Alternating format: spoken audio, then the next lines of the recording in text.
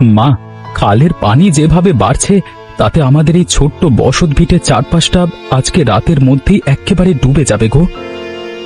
শুধু ঘর ডুবলে তো চলতো রে রতন, আজ 3 দিন ধরে আমাদের পুরো গ্রামের কাজ কারবার একেবারে বন্ধ হয়ে গেছে। হ্যাঁ মা, মাঠের সব ধান আর সবজির ক্ষেত জলের নিচে তলিয়ে গেছে। দিনমজুর মানুষগুলো যে কি কষ্টে দিন কাটাচ্ছে তা চোখে দেখা যায় না। নিজের ঘরের দিকে একটু তাকিয়ে দেখ বাবা, এই হাঁড়ির তলানিতে আজ আর এক মুঠো চালও অবশিষ্ট নেই। কাল সকালের খাবার জোটানোই দায়। আমি তো আর হাত গুটিয়ে বসে থাকতে পারি না মা। গ্রামের মানুষ এভাবে না খেয়ে থাকলে আমাদের এই তরুণ বয়সেরই বা কি মূল্য রইল বলো? কিন্তু চারিদিকের এই দুর্যোগের মধ্যে তুই একা আর কি বা করতে পারবি বাবা? বাজারঘাট সব বন্ধ, মানুষের হাতে তো একটা টাকাও নেই। টাকা না থাকুক মা, মানুষের তো পেট আছে। এই বন্যার সময়ে খুব কম খরচে যদি একটা খাবারের ব্যবস্থা করা যায় তবে মানুষ অন্তত বেঁচে যাবে। তুই বড্ড বড় বড় কথা বলছিস রে রতন। নিজেদের ঘরেই যেখানে অন্নের অভাব, সেখানে তুই অন্য মানুষের মুখে অন্ন তুলে দেওয়ার স্বপ্ন দেখছিস।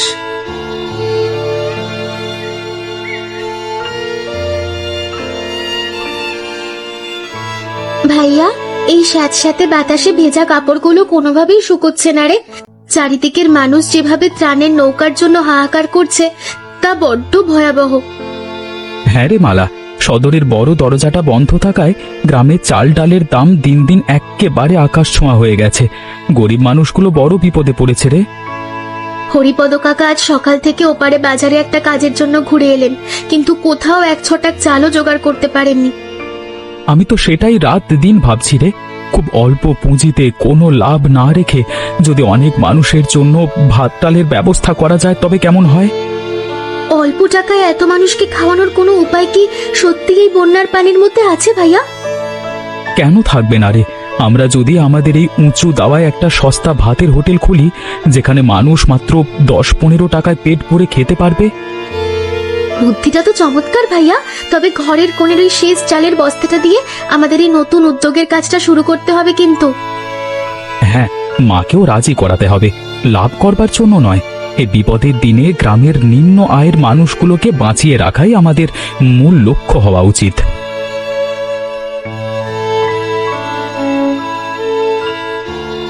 রতন, তুই ঘরের এই শেষ চালের বস্তাটা দিয়ে ব্যবসা শুরু করার কথা বলছিস? যদি এই চালটা শেষ হয়ে যায় তবে আমাদের নিজেদের কি অবস্থা হবে রে? মা, যদি আমরা আজকে এই সামান্য ঝুঁকি না নিই তবে আমাদের চোখের সামনে গ্রামের অনেকগুলো শিশু আর বৃদ্ধ না খেয়ে মারা যাবে গো। আমি তো মানুষের ভালো চাই বাবা, কিন্তু এই বন্যার দিনে যদি আমাদের সব টাকা লোকসান হয়ে যায় তবে আমাদের এই ঘরটাই ভেসে যাবে। মা, ভাইয়া কিন্তু মোটেও ভুল বলেনি। লাভ না হলে অন্তত চাল ডালের আসল দামটা তো প্রজাদের কাছ থেকে উঠে আসবে, একেবারে তো লোকসান হবে না।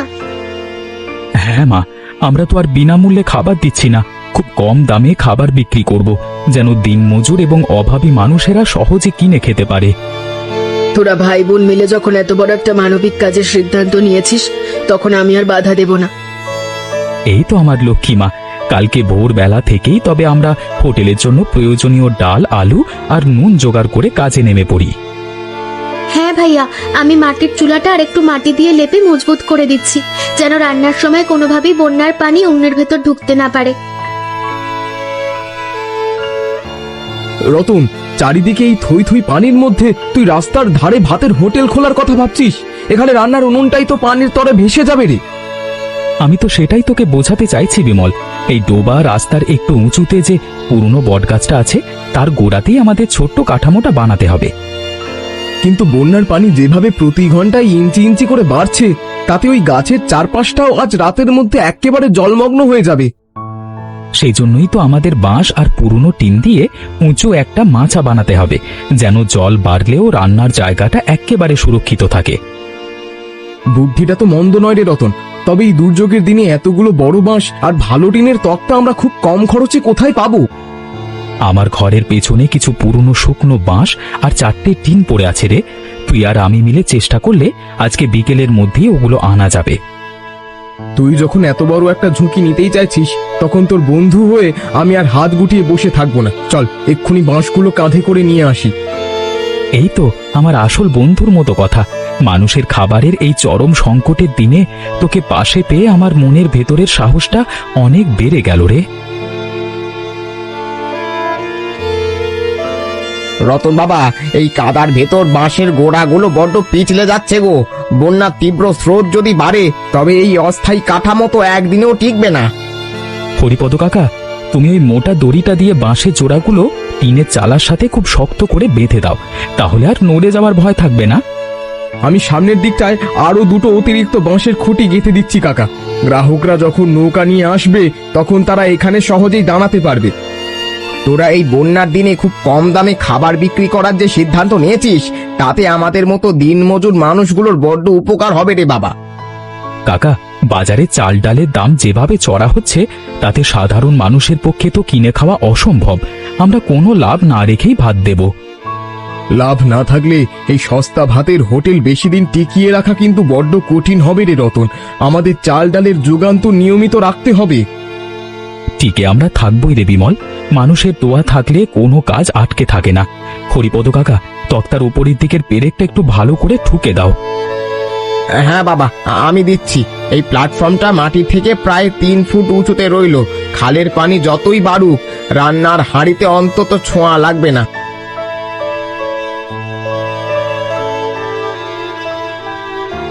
মালা, বড় ডেকচির ভেতরের চালগুলো ভালো করে ধুয়ে নেড়ে মা।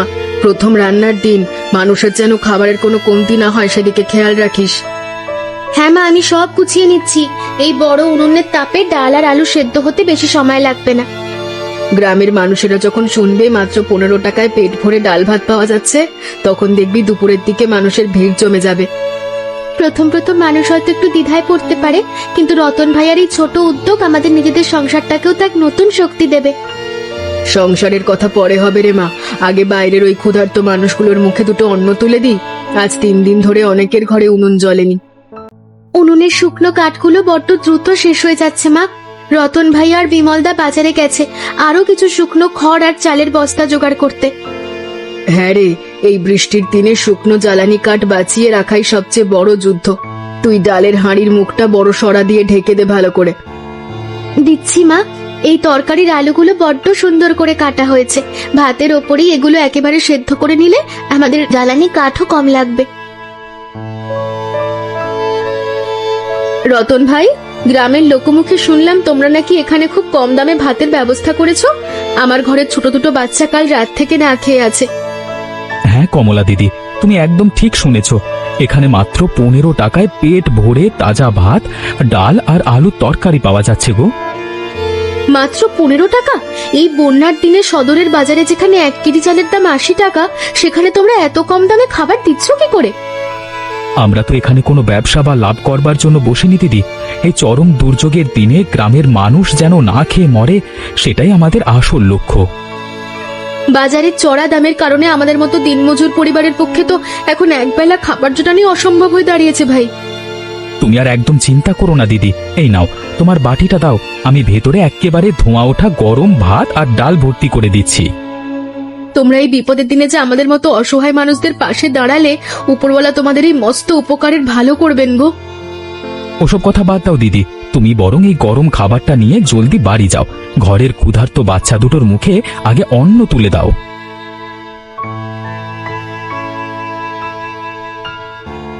বিমল, বড় ডেকচির ভেতরে ভাত তো বড্ড দ্রুত শেষ হয়ে আসছে রে। বাইরের ওই মানুষ খাবারের জন্য দাঁড়িয়ে আছে।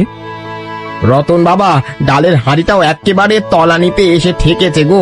মানুষের এই ভিড় সামলানো তো বড্ড কঠিন হচ্ছে। আমি তো আগেই বলেছিলাম রতন, এত কম দামে খাবার দিলে পুরো গ্রামের মানুষ এখানেই ভেঙে পড়বে।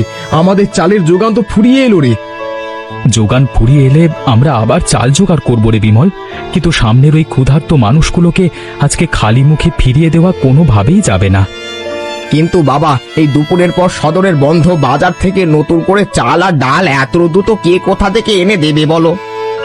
আমি আমার ছোট নৌকাটা নিয়ে ওপারের গ্রামের আড়তদারের কাছে একবার গিয়ে দেখতে পারি, ওনার কাছে যদি কিছু বাড়তি চালের বস্তা পাওয়া যায়। তুই জলদি হাত চালা বিমল।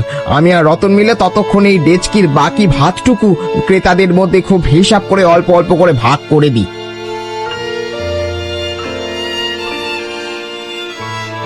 রতন, বাইরে যেভাবে মুষলধারে বৃষ্টি হচ্ছে তাতে আমাদের ভাতের হোটেলটা বন্ধ করে দিতে হবে। চারদিকের এই দুর্যোগ আর অভাবের মধ্যে নিজেদের জমানো পুঁজিটুকুও শেষ হয়ে গেল। আমার মনটা খুব খারাপ লাগছে। তুমি ভেঙে পড়ো না মা, গ্রামের এতগুলো মানুষ আমাদের উপর ভরসা করে আছে। আমরা যদি আজকে হাল ছেড়ে দিই তবে তারা একেবারে নিরুপায় হয়ে যাবে। কিন্তু চালের আড়তদাররা তো আমাদের চেনা নয় রে বাপ। তারা তো আর বিনা পয়সায় বা ধারে এক ছোটা চালও আমাদের হোটেলে দেবে না। কালকে সকাল পর্যন্ত একটু ধৈর্য ধরো মা। বিমল ওপারের গ্রাম থেকে কোনো ভালো খবর নিয়ে আসতে পারে। ওপরওয়ালা আমাদের এই সৎ উদ্দেশ্য কোনো দিন বৃথা যেতে দেবে না। হ্যাঁ,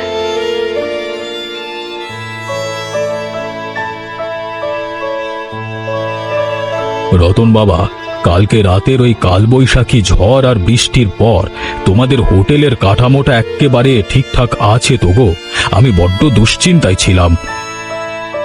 এসো গোপাল কাকু, কাঠামোটা কোনো মতে টিকে গেছে, কিন্তু চারিদিকের এই ভেজা বাতাসে জ্বালানি কাঠ সব নষ্ট হয়ে গেছে। আমি তো সেই জন্যই আসবার সময় আমার ঘরের মাচা থেকে এই এক আঁটি শুকনো কাঠ নিয়ে এলাম বাবা। এই দুর্যোগে শুকনো কাঠ বাঁচিয়ে রাখাই আসল যুদ্ধ। তুমি বড্ড ভালো সময় এসেছো কাকু। উনুন না জ্বললে দুপুরের মধ্যে এই এত মানুষের দুবেলা ভাতের ব্যবস্থা করা কোনোভাবেই সম্ভব হতো না গো। আমার দীর্ঘ জীবনের অভিজ্ঞতা থেকে একটা কথা বলি রতন, এই বন্যার দিনে খাবার এক্কেবারে না দিয়ে সকাল আর দুপুরে ভাগ করে ব্যবস্থাপনা করবে। হ্যাঁ কাকু, বিমলও ওপার গ্রাম থেকে কিছু চালের ব্যবস্থা করেছে, তবে মানুষের যে হারে ভিড় বাড়ছে তাতে চালের যোগান টিকিয়ে রাখা বড্ড কঠিন। গ্রামের মানুষ যখন দেখবে তোমরা কোনো লাভ না রেখে তাদের পাশে দাঁড়িয়েছ, তখন তারাও দেখবে নিজেদের ঘর থেকে শুকনো খড় আর কাঠ এনে তোমাদের দেবে। তোমার মতো অভিজ্ঞ মানুষের এই মূল্যবান পরামর্শ আর সাহায্য আমাদের এই কঠিন সময়ে মস্ত বড় মানসিক বল আর কাজের নতুন ভরসা দিল গো কাকু। রতন, আজকের চাল আর ডালের দাম মিটিয়ে দেওয়ার পর আমাদের হাতে জমানো টাকা একেবারে কমে গেছে রে, অথচ দুপুরের ক্রেতার সংখ্যা দিন দিন বাড়ছে। হ্যাঁ রে বিমল, বাজারে চড়া দামের কারণে 15 টাকায় খাবার দেওয়া এখন বড্ড কঠিন, কিন্তু মানুষের এই চরম সংকটে আমরা দাম বাড়াই কিভাবে? ভাইয়া, ক্রেতাদের খাবারের পরিমাণ কি তবে একটু কমিয়ে দেওয়া হবে, নাকি আমরা অন্য কোনো সমাধান খুঁজবো? না রে মালা, খাবার কম দিলে দিনমজুর মানুষগুলোর পেট ভরবে না। এই মানবিকতার দিনে বাস্তবতার কাছে হার মেনে খাবার কমানো কোনোভাবেই চলবে না। কিন্তু মূল পুঁজি যদি একেবারে শূন্য হয়ে যায় তবে তো আগামী পরশু থেকে এই সস্তা ভাতের হোটেলটাই একেবারে বন্ধ করে দিতে হবে রে রতন। আমরা যদি গ্রামের বিত্তশালী মানুষদের কাছে গিয়ে আমাদের এই হোটেলের সংকটের কথা জানাই, তবে ওনারা নিশ্চয়ই কিছু চাল ডাল দিয়ে সাহায্য করবেন। ঠিকই বলেছে, লাভ করবার জন্য তো আমরা বসিনি। বিমল, তুই আর আমি মিলে আজকে বিকালেই গ্রামের মোড়ল আর মাতব্বরদের সাথে একটু কথা বলবো। হ্যাঁ, ঘরে বসে দুশ্চিন্তা করে তো আর সমাধান হবে না। চল, দুপুরের বেচাকেনা শেষ করেই আমরা ঝোলা হাতে গ্রামের চেনা মানুষদের দাঁড়ে দাঁড়ে রওনা দিই। কমলা বউ, রতনের ওই সস্তা ভাতের হোটেলটা যদি এই বন্যার দিনে না থাকতো তবে আমাদের মতো দিনমজুর পরিবারের অনেক মানুষ না খেয়ে মারা যেত গো। একেবারে খাঁটি কথা বলেছো হরিপদ কাকা। বাজারে যেখানে আগুন দাম সেখানে রতন ভাই আমাদের বাঁচিয়ে রেখেছে। কিন্তু আজ দুপুরে বিমলের মুখে শুনলাম ওনাদের নাকি চাল আর টাকা একেবারে ফুরিয়ে এসেছে। হোটেলটা বন্ধ হয়ে যাওয়ার মস্ত বড় আশঙ্কা তৈরি হয়েছে রে। ও মা, এমন সোনার মতো একটা হোটেল যদি বন্ধ হয়ে যায় তবে আমাদের ক্ষুধার্ত বাচ্চাগুলোর মুখে কাল থেকে অন্ন তুলে দেবো কি করে কাকা? আমাদের শুধু রতনের ওপর ভরসা করে হাত গুটিয়ে বসে থাকলে চলবে না। আমাদের নিজেদেরও যে যেভাবে পারি এই হোটেলের সাহায্যে এগিয়ে আসতে হবে। হ্যাঁ কাকা, গ্রামের অন্য যেসব বন্যা দুর্গত পরিবার আছে তাদের সবাইকে ডেকে আজ সন্ধ্যায় আমরা রতনের হোটেলের সামনে একটা বড় বৈঠক করব। চমৎকার বলেছিস রে মা। কেউ চাল দেবে, কেউ শ্রম দেবে, যার ঘরে যা শুকনো কাঠ আছে তাই দিয়ে এই ভাতের হোটেল আমাদের নিজেদেরই টিকিয়ে রাখতে হবে। চলো কাকা, আমরা ওপার পাড়ার মানুষদেরও এই কথাটা জানাই। আমাদের ছোট ছোট সম্প্রদায়ের সবাই মিলে একজোট হলে রতনের হোটেল কোনোদিনও বন্ধ হবে না। গোপাল কাকু, বন্যার জল তো এখন অনেকটাই নেমে গেছে গো। গ্রামের মানুষও টুকটাক নিজেদের কাজে আর মাছ ধরবার জন্য বের হতে শুরু করেছে। হ্যাঁ বাবা, চারিদিকের এই দুর্যোগের কালো মেঘ কেটে গিয়ে আবার সুদিনের একটু আলো দেখা যাচ্ছে। আমি ভাবছিলাম কাকু, আমাদের এই সস্তা ভাতের হোটেলটা কি তবে এখন বন্ধ করে দেব, নাকি চেনা জায়গাতেই আগের মতো চালিয়ে যাব? তোমার এই হোটেলটা শুধু বন্যার সময়ের জন্য ছিল না রতন। জল নামলেও গ্রামের নিম্ন আয়ের এবং গরিব মানুষগুলোর অভাব কিন্তু একদিনে দূর হবে না।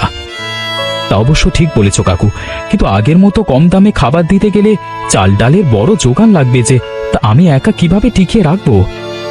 গ্রামের মানুষ তোমাদের এই নিঃস্বার্থ উপকারের কথা কিন্তু এক মুহূর্তের জন্য ভোলেনি বাবা। তারা এখন নিজেরাই এই হোটেলের হাল ধরবার জন্য একজোট হয়েছে। ওনারা একজোট হয়েছে মানে? আমি তো ঠিক বুঝতে পারছি না কাকু। সাধারণ মানুষ আমাদের এই কাজে কিভাবে সাহায্য করবে বলো? আজকে বিকেলেই গ্রামের সবাই মিলে একটা মস্ত বড় সিদ্ধান্ত নিয়েছে বাবা। তুমি কোনো দ্বিধা না রেখে এই হোটেল আগের মতোই চালিয়ে যাও। হরিপদ ভাই, কমলা বউ, তোমরা তো ভালো করেই জানো আমাদের গ্রামের দিনমজুর আর নিম্ন আয়ের মানুষদের অবস্থা এখনো কতটা জরাজীর্ণ। হ্যাঁ গোপাল ভাই, বন্যার পানি কমলেও বাজারে জিনিসপত্রের দাম কিন্তু এক ফোঁটাও কমেনি। রতনের ওই সস্তা হোটেলটা আমাদের বড্ড দরকার গো। রতন ভাই তো 1 মাস ধরে নিজের পকেটের টাকা লোকসান দিয়ে আমাদের খাওয়ালেন, এখন আমাদেরও কিছু করার পালা। একেবারে খাঁটি কথা বলেছ বউ। আমরা সিদ্ধান্ত নিয়েছি গ্রামের প্রতিটি সচ্ছল পরিবার মাসে মাসে সামান্য করে কিছু টাকা আর এক মুঠো করে চাল দেবে। আর আমাদের মতো দিনমজুর মানুষগুলো টাকা দিতে না পারলেও প্রতিদিন হোটেলে এসে রান্নার কাঠ কাটা আর জল তোলার কাজটা বিনামূল্যে করে দেব। হ্যাঁ কাকা, আমি আর মায়েরা মিলে পালা করে প্রতিদিন সকালে বাসন্তী মাসিমাকে রান্নার কাজে আর তরকারি কাটাতে সাহায্য করতে আসবো। সবাই মিলে এভাবে একটু একটু করে সাহায্য করলে রতনের সস্তা ভাতের হোটেল শুধু বন্যার সময়ের জন্য নয়, সারা বছর ধরে খুব সুন্দরভাবে টিকে থাকবে। চল গোপাল ভাই, আমরা সবাই একজোট হয়ে এক্ষুনি রতনের হোটেলের দিকে রওনা দিই। আমাদের এই বড় সিদ্ধান্তের কথা শুনলে ছেলেটা বড্ড সাহস পাবে। রতন, তুই কোনো অবস্থাতেই এই সস্তা ভাতের হোটেলটা এখন বন্ধ করতে পারবি না রে। গ্রামের মানুষের কাছে এই জায়গাটা এখন এক পরম আশ্রয়ের মতো। হ্যাঁ রে রতন, বিমল মোটেও ভুল বলেনি বাবা। আজ সন্ধে পুরো গ্রামের মানুষ এসে যে ভালোবাসার কথা বলে গেল, তা ফেরানো যাবে না। আমি তো নিজের ইচ্ছায় বন্ধ করতে চাইনি মা। আমাদের তো মূল পুঁজি একেবারে শূন্য। এই অবস্থায় এত মানুষের রান্নার চাল কোথা থেকে আসতো বলতো? গ্রামের মানুষ তো তোকে চালের অভাব রাখতেই দেবে না রে। সবাই মিলে মাসে মাসে যে সামান্য টাকা আর চালের যোগান দেবে, তাতেই হোটেল চমৎকার চলবে। হ্যাঁ বাবা, কেউ শ্রম দেবে, কেউ শুকনো কাঠ এনে দেবে। এভাবে সবার সহযোগিতায় আমাদের এই ছোট ভাতের হোটেল এখন এক মস্ত বড় পরিবার হয়ে গেল। গ্রামের মানুষের এই বিশাল মন আর ভালোবাসা দেখে আমার চোখের কোণাটা কেমন জলে ভরে আসছে বিমল। আমি আর এক মুহূর্তের জন্য দ্বিধাবোধ করব না। এই তো আমাদের সেই পুরনো সাহসী রতনের মতো কথা। কাল সকাল থেকেই তবে আমরা নতুন উদ্যমে নতুন নিয়মে এই হোটেলের কাজ শুরু করে দেব। তোরা দুজনে মিলে হাত মিলিয়েছিস যখন, তখন এই সস্তা ভাতের হোটেলের উনুন আমি নিজের হাতে সারা বছর ধরে বড্ড যত্নে জ্বালিয়ে রাখবো রে বাবা। গোপাল কাকু, আমাদের এই নতুন সাইনবোর্ডটা দেখতে কত সুন্দর লাগছে, কিন্তু জল একেবারে নেমে গেলেও হোটেলের ক্রেতার সংখ্যা একটু কমেনি গো। এই জায়গাটা তো এখন আর শুধু ব্যবসা বা হোটেল নয় রে রতন বাবা, এটা এখন আমাদের পুরো গ্রামের দরিদ্র মানুষের মস্ত বড় ভরসা। হ্যাঁ রতন ভাই, তোমার এই সস্তা ভাতের হোটেলের কারণেই আজ আমাদের গ্রামের কোনো শিশু আর রাতে না খেয়ে ঘুমোয় না। এই সফলতা তো আর শুধু আমাদের একার নয় কমলা দিদি, তোমরা সবাই মিলে যেভাবে পাশে দাঁড়িয়েছো তাতে এই হোটেল এখন এক পবিত্র দায়িত্ব হয়ে গেছে। খালের এই প্রতিকূল জীবনের সাথে লড়াই করে মানুষ কিভাবে একজোট হয়ে টিকে থাকতে পারে, তোমরাই তো আজকে পুরো গ্রামের মানুষকে সে পথ দেখালে বাবা। আমরা সবাই মিলে আজ এই হোটেলের সামনে দাঁড়িয়ে প্রতিজ্ঞা করছি গো ভাই, ভবিষ্যতে আমাদের এই গ্রামে আর কোনো মানুষকে যেন অভাবে না খেয়ে থাকতে না হয়। হ্যাঁ দিদি, এই সস্তা ভাতের হোটেল সারা জীবন ধরে গরিব আর মেহনতি মানুষের সেবায় এভাবেই উনুন জ্বালিয়ে এক পরম সাহসে মাথা উঁচু করে টিকে থাকবে।